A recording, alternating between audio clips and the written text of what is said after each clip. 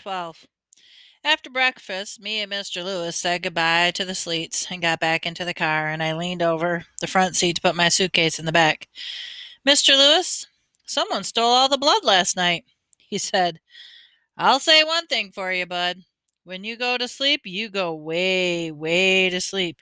You don't remember anything about last night after we got to Flint. I said, I don't think so, sir. Well, after you so rudely fell asleep on me, we dropped the blood off at Hurley Hospital. Then I gassed up. Then I got in touch with your daddy to let him know you were all safe. Uh-oh. What did you say, sir? I didn't call him. I sent him a telegram to the log cabin. He still owns that club, doesn't he? Yes, sir. Good.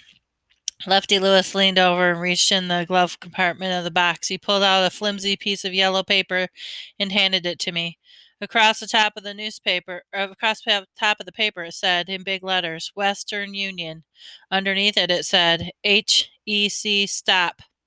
Bud OK in Flint. Stop at 4309 North Street. Stop. Return 8 p.m. Wednesday. Stop. Lefty. Stop. Man, I'll bet Herman E. Calloway was just as confused by this message as I was. I said, Well, what does that mean, sir? Lefty Lewis said, When you send a telegram, the more letters you use, the more money you have to pay.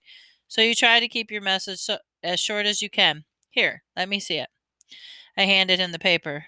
He said, Okay, HEC stands for your dad, Herman E. Calloway. Bud, OK in Flint. That lets him know how far you got and that you're safe. And you did get pretty far, Bud. But maybe he won't be too hard on you. When he sees how resourceful you were at running away. I know I've been pretty darn proud of one of my kids if they'd gotten that far, but I used to offer them money to run away, and they never take it. At 4309 North Street, that's my daughter's address. In return, 8 p.m. Wednesday, let us know I'm bringing you back home at 8 tonight. I said, What are all those stops, sir? He said, That's a telegram office way of saying period. It just means that the sentence is over. Lefty Lewis spent most of the day doing errands all around Flint. He made me promise to wait in the car for him. I was good and happy when he said, That's it, Bud, time to head home. We drove past that sign that said, Welcome to Flint on one side, and then he looked up and said, Uh-oh. Suddenly a siren went off, sounding like it was the back seat of the car. I raised my head to look up over the seat, out of the back window. Uh-oh was right. There was a Flint police car right behind us with the red light on top of its roof flashing, on and off and on and off, and with the siren blasting. They found me. Shucks, doggone FBI. Was just as good as the movies had said it was. They were just like those Royal Canadian Mounted Police. They always got their man. I crouched down as low as I could. Lefty Lewis pulled the car over to the side of the road and said real calm and real slow, Bud, it's very important that you listen very carefully to what I'm going to tell you, and you do exactly as I say. He kept his eyes stuck in the rearview mirror. By the way he was acting, I was starting to think maybe Lefty Lewis was on the lam too. Now wait a minute. How come this man didn't have a real name? Who ever heard of someone's mama naming him Lefty? That name had to be an alias, all over it. Lefty sounds like a real good name for a stick-up man. It seemed like it would be really easy for Machine Gun Kelly to point at some poor slob and say, That's the guy who ratted me out. Lefty, finish him off. And what he just said about listening carefully and doing exactly what he said is number 8 of my Bud Caldwell's rules of things to have a funner life and make you a better liar out of yourself. Rules and things number 8. Whenever an adult tells you to listen carefully and talks to you in a real calm voice, do not listen. Run as fast as you can because something real terrible is just about to happen around the corner, especially if the cops are chasing you. I stared at Lefty Lewis, keeping my fingers crossed that the next time he said wouldn't be, You'll never take us alive, copper. Instead, he said, Bud, Are you listening, bud? I had to play along until I got a chance to make a break. I said, yes, sir. Attaboy. First, close your mouth. Good. Now I want you to take the box that's next to me quickly and put it all the way underneath your seat. I picked up the box. It was the size of a thick book, and I slid it under my seat. Lefty Lewis said, good boy. Now stay put. Don't say anything. He winked at me and said, don't worry, it's all right. He opened his door and walked back to the police car. I tried to decide what to do. If I made a break for it, it was sure the coppers would plug me. But maybe Lefty Lewis would wrestle the gun away before they got a good shot off. Or maybe, just maybe, Lefty Lewis would take a bullet for me. Okay, I told myself, I'm a count to 10. I'm going to reach back in the back seat, snatch my suitcase and book out of those buildings. 1, 2, 3, 4, 5, 6, 7, 8, 9, 10. Okay, I'm going to count to 10 again. 1, 2, 3, 4, 5, 6, 7, 8, 9, 10. Okay, this time I'm really, really going to grab that doggone. The cop and Lefty Lewis were standing at the door, and the cop said, I want to take a look in your trunk. Him and Mr. Lewis went around to the back, and the trunk opened, and I heard something rumbling around in it. I heard a loud bang. I nearly jumped out of my seat. Phew! It was only Mr. Lewis closing the trunk. They walked back to the driver's door. The policeman looked at the back seat and said, What's in that suitcase? Mr. Lewis said, Those are Bud's things. He was visiting here in Flint, and I'm taking him home to Grand Rapids. The policeman looked at me and said, Oh, your grandson, huh? You look just alike. Lefty Lewis said, Why, thank you, officer. I always thought the boy was unusually handsome. The cop didn't have a good sense of humor. He said, All right, you're free to go. We can't be too careful. I don't know if you've heard, but we've had a lot of trouble in the factories here. We've been stopping all cars we don't recognize. There have been reports of some of those stinking labor organizers might be sneaking up here from Detroit. Mr. Lewis said, Oh, you don't say. The cop said, Drive carefully. He touched the brim of his cop hat the way a cowboy in a moving picture does. Lefty Lewis got in the car, started it up, and we pulled back out on the highway. He made a scary face at me. Bud, this has really been a couple of lucky days for you. First, I have you save you from being eaten by some vampires in Owasso. And then you seem to have survived my daughter's pancakes. And finally, that police officer saves you from the feared, lonesome labor organizers of Detroit. You are truly blessed. Lefty Lewis was back into acting normal, but I kept wondering what was in the box he didn't want the cop to see. I said, What's a labor organizer, sir? Mr. Lewis said, Oh, in Flint?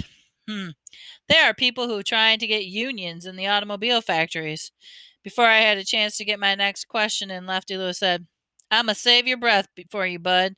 I'll be the next thing out of your mouth was going to be, What's a union, right? Yes, sir. A union is like a family. It's when a group of workers get together and they make things better for themselves and their children. That's all, sir. That's all. Then why are the cops after them? Oh, that's a very good question. Look in that box you put under your seat. I pulled out the box and put my lap and looked it over Lefty Lewis. Go ahead. Look back at me and check the rearview mirror. Go ahead. I stopped for a second. Maybe there was a loaded gun, cocked pistol hiding in the box. Maybe Lefty Lewis would have shot it out with the cops if he tried to take us to jail. I started raising the top of the box, and just as I was about to get it open, Lefty Lewis moved a lot faster than you'd think somebody granddad could, and slapped the top of it closing it back up. Uh-oh. Maybe this was loot from the bank that he and Al Capone had knocked over. Maybe Lefty Lewis would have rubbed me out if I saw what was inside. Maybe if I looked, I'd know too much. But he said, Before you look, bud, you've got to understand what's in there is very dangerous. I said, Well, sir, I really don't think I need to see it, sir. I think I'll just look out the window until we get to Grand Rapids, or maybe, I gave a big fake yawn, maybe I'll just take a nap. He looked and said, "Ah, you're a lot smarter than you look, Bud. You know, it would have been curtains for us if the copper would have seen what was in there." He tapped the top of the box. All I could say was, "Yes, sir." He said, "Go ahead and open it, but you have to promise. And no, you have to swear that you won't breathe a word of that to anyone." "Mr. Lewis, sir, I'd really rather take a nap." "Well, first open the box." I took a big gulp of air, started to raise the top of the box again. Lefty Lewis yelled, "Bud!" I jumped so high I nearly banged my head on the roof of the car. I yelled, "Yes, sir!" "I didn't hear you swear to keep your lips locked." "Aw, shucks, Mr. Lewis, I swear. But I'd feel a lot better if I could just take a doggone nap." I snatched the top of the box off, ready to be scared to death, and it was some paper with some writing on it. Maybe a pistol or the loot was underneath all the paper. I kept lifting the paper till I got to the bottom of the box. Nothing. I looked at Lefty and said, "I warned you. Pretty dangerous, isn't it?" I must have missed something. I went through the box again. "How's some paper dangerous, sir? Read it." I took one of the papers out and it said, "Attention railroad workers. The newly formed Grand Rapids branch of the Brotherhood of Pullman Porters will be holding an informational meeting on Wednesday, July 23rd, 1936. All interested parties, please come to the 2345 Coldbrook at 9 o'clock. Refreshments will be served. You know what we're up against. Please keep this confidential as possible." It was starting to make sense. I said, "Mr. Lewis, are you one of those labor organizers?" He laughed. Not really, Bud. I'm picking these up so we can pass them out in Grand Rapids. We've been negotiating to get a union for the Pullman porters for years, and now the Grand Rapids will print these flyers for us. The one place that would do them is all the way in Flint. You were running away. We were running away. It's a pretty hot town, young man. Wow. That trouble the policeman was talking about? The factory is called a sit-down strike. Instead of walking in front of the plant with signs, people are on strike just sit down on their job. That way the bosses can't bring other people in to steal their jobs. They're going to sit there until that company gives them a union. So the company is trying everything it can to think of to get them out. That's why I said those flyers are so dangerous. The people who run the factories and the railroads seemed really scared. To them, if a worker has any dignity or pride, he can't be doing a good job. Boy, these automobiles were great for making you conk out. Between the car floating real soft down the road, Lefty Lewis boring stories about the railroad and the union and baseball, I was out cold in no time. When I woke up, I looked out the window and stretched.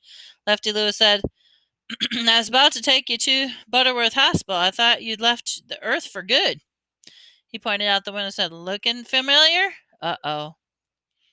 "Yes, sir." I pointed at a gasoline filling station and said, "Yep, there's the gasoline filling station." He said, "I guess your daddy would have to burn premium in that big Packard, wouldn't he?" "I don't think those big engines can run only on ethyl gasoline." I said, "No, sir, that's right." He told me, "Well, you and your daddy sure have one beautiful machine." I was getting real nervous, but I said, "Thank you, sir." We turned another corner and my heart started jumping all around in my stomach halfway down the street in the building, like it was made out of giant chopped down trees, the log cabin. Uh-oh. Right outside the place was a sign. "Appearing Friday through Sunday, July, Herman E. Calloway and the Nubian Knights of the New Deal." My father had joined a new band. Lefty Lewis pulled up next to the car that was as long as a big boat. Said, there's the Packard. He's here." I had to think real fast. If I could let Mr. Lewis and Herman E. Calloway talk to each other, if they did, I'd be the first thing they'd be smoking back to Flint. And besides, I felt kind of bad lying to Mr. Lewis. I wished I didn't have to. Lefty Lewis cut the car off, pulled the key out on the dashboard. He said, "Mr. Lewis, this is going to be very embarrassing for me." "What is, Bud?" "Can I go talk to my father by myself? I swear I'll turn myself in to him." Lefty looked at me kind of hard. "Well, Bud, I don't mean to sully your reputation, but you just ran away from the man all the way across the state. I think I'd better deliver you. But Mr. Lewis, sir, I need to explain to him by myself. I promise I won't go in and not run away. Lefty Lewis looked down on the windshield like he was thinking. He reached back across the seat to put his hand on the twine, keeping his suitcase together. He said, I'll tell you what, bud. You don't go anywhere without this, do you? I said, no, sir. Okay, here's the deal. I'll give you, he looked in his wristwatch, I'll give you 5 minutes to talk to your dad alone. And if you're not back by then, I'll bring in your bag for you. It wasn't great, but it was what I have to do. Besides, it gave me some time to think. Please promise that you won't look inside it, sir. He raised his hand. You got my word. I got out of the car and walked to the front log cabin. The doors looked like they were made out of chopped down trees, just like the rest of the building. I looked back at Lefty Lewis and he was still watching, so I opened the door. I knew it was one of those doors Mama had been talking about. I walked to see what was going to happen. Shucks. There was another set of regular doors inside. The front door closed behind me and it was dark. I tried the other door. It came open, but it didn't. It pushed, but it didn't push all the way. I waited, then went back out to get my bag. I walked over to the driver's seat of Lefty Lewis's car and smiled and said, "Thank you very much, sir. He's in there. He was so glad to see me that I'm not even in a whole lot of trouble. He's real busy right now and told me to tell you thank you very much and that he got a hold of you." Lefty Lewis smiled too. Well, he might be happy now, but if I know anything about your daddy, I expect you're going to have problems with sitting down before the night's over. Now I know he's going to tell you this, but I gotta add my 2 cents, son. There just ain't too many places a young Negro boy should be traveling by himself, especially not clear across Michigan. These folks in this state that make your average Ku Klux Klanners look like John Brown. Do you know who John Brown is? No, sir. That's all right. He's out there moldering somewhere. But the point is, you were very lucky this time. You've got to be good. You have to be good and stay put. I know your dad's not the easiest man in the world, but believe me, he's mellowed a lot from when it was just him and your sister. Next time you're of a mind to do a little traveling, you come down to the train station and ask for Lefty Lewis first. I won't tell anyone, but we need to talk before you set out on your own again. Lefty Lewis. Can think you can remember that name? Lefty Lewis. Well, at least he was using an alias all over, not just with me and his family in Flint. He handed me my bag out the window. Okay, get back in there and tell your daddy I said hello. Thank you, Mr. Lewis. I stood waving until the big car turned around the street. I sucked my jumbo gulp of air, opened the front door again. This time I pushed the second set of doors open and I walked in. It was dark, and I could see that there were 6 men sitting in a circle at a little stage at the other end of the room. One of them was white. 5 of the men had their eyes on the other guy. One of them had drumsticks in his hand and leaned over softly, tapping the rhythm on the wooden stage floor. 3 of them were drinking from bottles of pop, and one, the real old one, was using a rag to wipe off the side of his trumpet. The guy who had to be my father was sitting with his back, wearing a hat. He was talking just like me. It didn't take much listening to tell he was lying, or at least doing some real good exaggerating, just like I do. That was the proof of all the proof I needed. His voice was a lot rougher and more tired sounding than I thought it would be. He leaned back in his chair. That's right. After when I won the Golden Gloves, no one couldn't tell me I wasn't going to be a middleweight champ within 2, 3 years tops. The drummer stopped tapping. Middleweight? What? This was so long ago, gravity wasn't as strong as it was now, or did a pound or two just weigh less back then? The other guys laughed, but my dad didn't let it bother them. That's right, middleweight. You got to keep your mind that I had more hair and a fewer pounds back then. He pulled the hat off and rubbed his hands over his glassy, smooth head. My dad shaved his hair. That was something I always wanted to do. He said, my manager goes and lines up about against a fighter out of Chicago by the name of Jordan Snaggletooth McNaven. From the name, I'm expecting some young Irish kid with bad teeth, but this guy was one of us. Is so old he could have been a waiter at the Last Supper. When they fight was began. I wasn't about to show mercy, you understand. All the guys on stage were nodding. And to make a long story longer, I got out in a flick this halfway, stiff right jab clean at Pop's head, and the horn guy said, Herman, to this day, I can't believe you swung at that old man. What was I supposed to, Jimmy? I wasn't trying to kill him or nothing. I just wanted to put him down quick and quiet. Jimmy went, huh. Next thing I know, I'm watching Mal's piece and my chance to be champ flying out the ring into four rows of seats. I ain't never been hit so hard in my life, the drummer said. What, you lost one fight and quit? The Herman E. Calloway said words that let me know I was right. I felt like someone had cut a light inside me. I knew right then to come all the way from Flint to Grand Rapids to find my dad. The idea that had started me teeny weeny seed in a suitcase and was now a mighty maple. Herman E. Calloway, my father, said, There comes a time when you're doing something and you realize it just doesn't make any sense to keep on doing it, and you ain't being a quitter. It's just that the good Lord has seen fit to give you the sense to know you understand enough is enough. That was the exact thought that I had when I got whipped by Toddy Boy.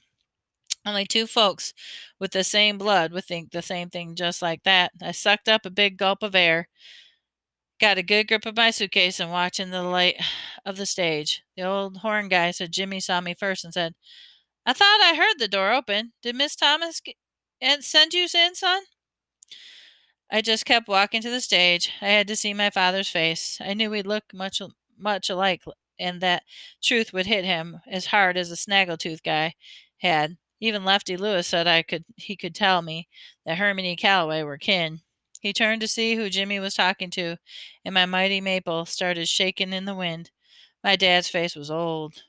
My dad's face was real old, just like the horn guy, maybe too old, but there was just too much proof that this was my father. He smiled at me, his arms crossed over his great big stomach and his head wiping a rag hanging over his right hand. The first thing my dad said to me was, Well, well, well, little man, what brings you here, Miss Thomas? I don't know any Miss Thomas, sir. So what are you doing here? He put his hand over his eyes to shield from the stage lights and looked into the dark part of the bar. I noticed how wrinkly my dad's hands were. Who brought you here? Your folks? Out there? No, sir. I'm here to meet my father, Jimmy said. Who's your daddy? Why'd he tell you to meet him here? I kept looking at Herman E. Calloway. He didn't tell me to meet him here, sir. I came all the way from Flint to meet my daddy for the very first time. All the men looked over at the drummer. He stopped tapping. He said, Aw, man. Look, this child ain't no kin of mine. What's your mama's name, boy? I said, You ain't my daddy. I pointed right at Herman E. Calloway's big belly. You know it's you. All the eyes jumped over to Herman E. Calloway. He quit smiling, looked over at me harder, like he was really noticing me. I knew if it was a regular kid, I'd be crying buckets by tears now. I didn't want these men to think I was a baby, so I was real glad when my eyes don't cry no more. My nose plugged up, and a little growl came out of my mouth, but I kept my finger pointed clear in my throat and said, I know it's you.